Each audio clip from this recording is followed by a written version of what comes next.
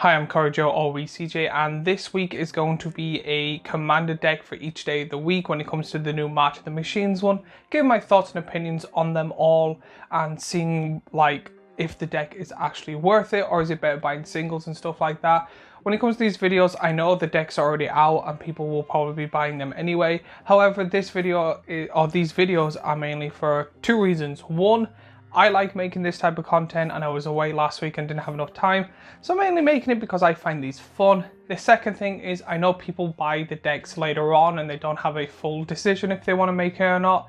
So hopefully this video helps them. If you've bought it as well and you want to watch the video and then see if our kind of opinions differ, that's also a good thing because it starts a conversation and stuff like that. So this video is the first deck out of the 5. I will be hopefully releasing one each day for the week, and it'll be a week long thing where I'll be posting and stuff like that. So please enjoy all the videos, enjoy the content, and let's get right onto the video. So when it comes to the deck, I won't be mentioning all the cards in them. I will be going them in different sections. However, when it comes to the different sections, I will just be giving my thoughts and opinions on the cards or the best section of the cards. So if I'm talking about the creatures, I'll probably give the best like 3 to 5 creatures depending on the deck and stuff like that. So let's start off with the first deck, and the commander being Bright Palm Soul Awakener. For 1 red, green, and a white, you got a legendary creature, Fox Shaman, that is a mythic. It has backup 1. Whenever this creature attacks, double the number of 1/1 counters on target creature. That creature can be blocked by creatures with 2 power or less this turn, and it is a 4/3. So in this deck there is a total of 39 creatures, with 6 of them being new, and here are the new ones on screen now. Shalalian Helera. For 1 red, green, and a white, you got a legendary creature, Angel Elf, that is a mythic. It has Flying and Vigilance. Whenever 1 or more 1/1 counters are put on a creature you control, Sahali and Helera deals that much damage to target opponent, and it is a 3/3. Guardian Scale Lord. For 4 and a white, you get a creature dragon that is a rare. It has backup 1. It has flying. Whenever this creature attacks, return target non-land permanent card with mana value X or less from your graveyard to the battlefield, where X is this creature's power, and it is a 3/4. Death Greeter Champion. For 2 and a red, you get a creature human warrior that is a rare. It has dash. It has backup 1. And it has double strike, and it is a 2/1. Mirror Style Master. For 4 and 2 red, you get a creature human warrior that is a rare. It has backup 1. Whenever this creature attacks, for each attacking modified creature you control, create a tapped and attacking token that's a copy of that creature. Exile the token at the end of combat, and it is a 3/3. Conclave Sledge Captain. For 5 and a green, you get a creature Elephant Soldier that is a rare. It has backup 1, and backup 1. It has trample. Whenever this creature deals combat damage to a player, put that many 1/1 counters on it, and it is a 4/4. Emergent Woodworm. For 6 and a green, you get a creature worm that is a rare. It has backup 3. Whenever this creature attacks, look at the top X cards of your library, where X is its power. You may put a permanent card with mana value X or less from among those onto the battlefield, put the rest of the bottom of your library in a random order, and it is a 4/4. So when it comes to the creatures in this deck that are not new, there are a lot that give you ramp. It's rather they ramp themselves by tapping for mana, or they get you lands. So here are the honorable mentions when it comes to the creatures of this deck. Gyrosage, Incubation Druid, Fertilid, Riskar Pima Renegade, Wood Elves, and then the rest of the creatures, there's too many to kind of make the list of, but majority of them rather give you 1/1 counters or get 1/1 counters themselves. So again, this is more of a thing to look through the deck and give like if you actually think it's good.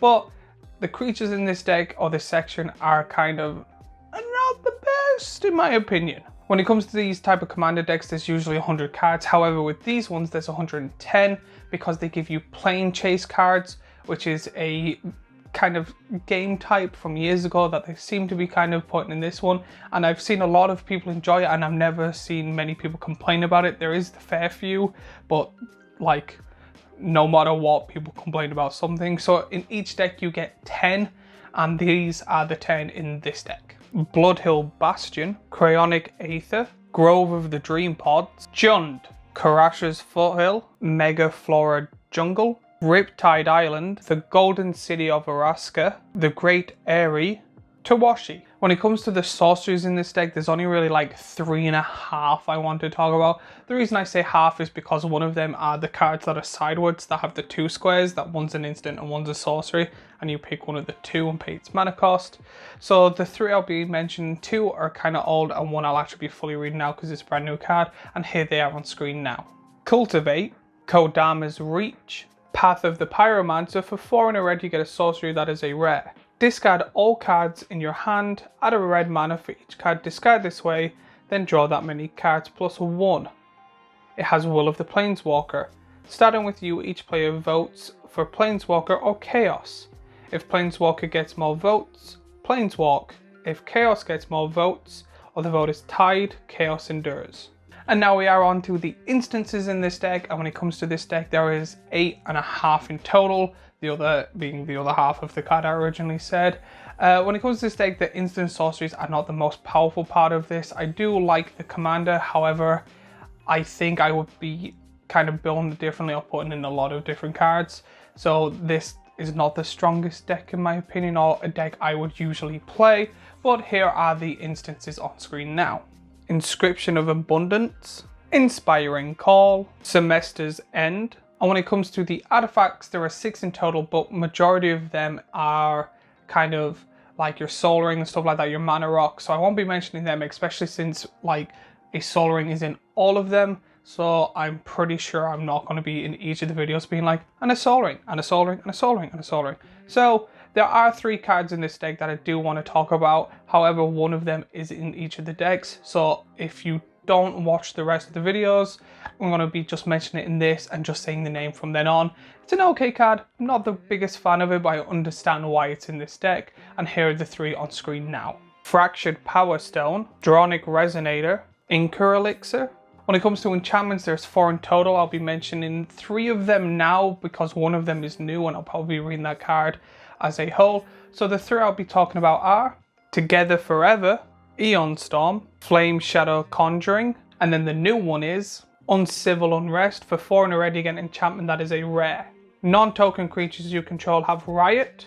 If a creature you control with a 1/1 counter on it would deal damage to a permanent or player, it deals double that damage instead.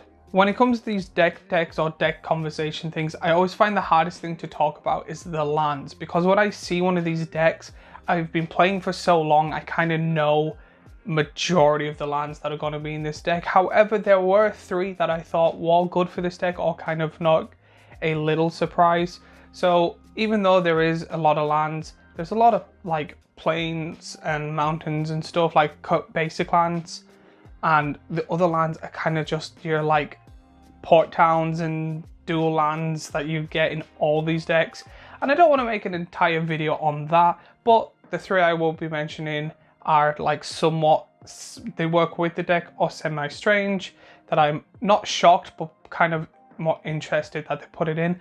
And these 3 lands are Better Guard Stronghold, Gavony Township, Chrisid Wolf Run. So when it comes to the deck as a whole, I don't really have strong feelings for it. It's a +1/+1 deck and it does what it says on the box. But that's the problem with this deck, or majority of these decks as a whole. I find that what it says on the box, it says on the box. I find this deck to be generically good. It is like the perfect of just meh. It says exactly what it wants to do. There's nothing surprising or thrilling. The commander is a good commander and the deck is heavily based around the commander, and it is a good, and you can upgrade it to make it a really good and powerful deck. However, there's sets before like Ikoria and Strixhaven where they've made a deck or 2 and it's been interested because I've been like, ooh, this plays differently, or how am I going to play this?